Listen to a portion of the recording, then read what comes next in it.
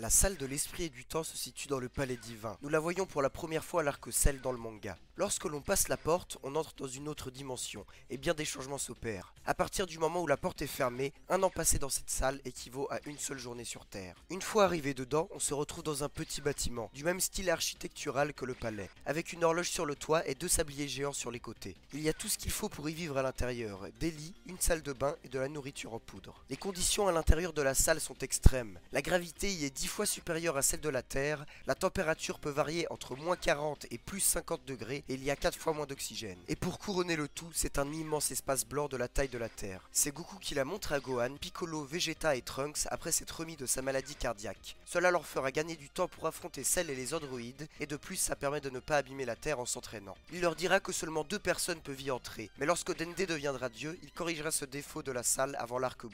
Dans DBZ, on ne peut pas rester plus de 48 heures de sa vie à l'intérieur, et on ne peut y aller seulement 2 fois dans sa vie, mais Dende réglera aussi ces 2 problèmes dans DBS. Le seul moyen pour ressortir c'est la porte, mais lorsque Piccolo détruit cette dernière en croyant que Gotenks n'avait plus aucune chance, Boo criera en déployant tout son ki, ce qui créera une brèche entre les deux dimensions. Gotenks fera ensuite de même, on peut donc en déduire qu'il est possible d'en sortir avec une puissance équivalente au SSJ3, mais le trou se referme tout de même après quelques secondes. Les personnes s'étant entraînées dans cette salle sont les suivantes. Goku y est entré durant son entraînement avec Kami à l'arc Piccolo, mais il n'y sera resté qu'un mois dû à son niveau peu élevé. Vegeta et Trunks seront les premiers à y entrer à l'arc Cell et y resteront 2 ans. Ils en ressortiront avec les stades 2 et 3 du SSJ. Ensuite, Goku et Gohan iront à leur tour et resteront un peu moins de 2 ans, mais auront déjà atteint le SSJ Full Power. Gohan aura même atteint le Super Saiyan 2 un court instant. Ce sera ensuite au tour de Piccolo, lors des 10 jours avant le Cell Game, de s'y entraîner tout seul. Vegeta et Trunks iront aussi s'entraîner chacun en solitaire durant cette période. Durant l'arc Boo, Goten et Trunks iront là-bas pendant environ 8 jours, avant que Super Boo et Piccolo ne viennent à eux. Il y a d'ailleurs une incohérence bien connue durant ce combat. Lorsque Boo réussit à sortir de la salle grâce à son cri, il tue toute la Z-Team au palais. Alors que normalement, vu que le temps s'écoule beaucoup plus lentement à l'extérieur, Piccolo et Gotenks seraient dû arriver quelques millisecondes après lui. La seule réponse plausible serait que la brèche créée par Boo aurait annulé l'effet temporel de la salle durant un petit moment.